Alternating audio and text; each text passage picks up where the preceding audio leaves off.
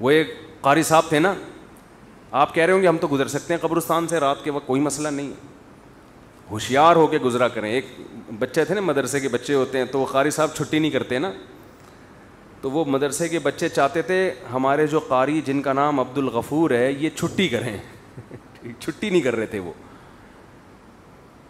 تو اب بیمار نہیں ہوتے تھے, صحت مند تھے. تو ایک بچے کو شرارت سوجی, وہ قبرستان میں چھپ کے قبر کے پیچھے بیٹھ گیا جہاں سے قاری صاحب روز گزرا کرتے تھے, اور قبرستان میں سلام کرتے تھے, السلام علیکم یا اہل القبور.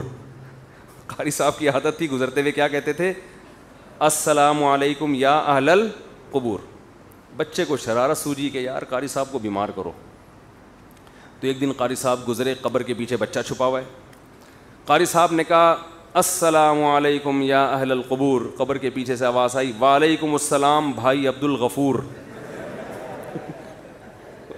جیسے ہی آواز آئی ہے قاری صاحب خوف سے بے ہوش ہو کے کہ بھئی آج تو قبر سے رپلائی آ گیا ہے, آج تو کیا آ گیا ہے, رپلائی آ گئی, اللہ خیر کرے.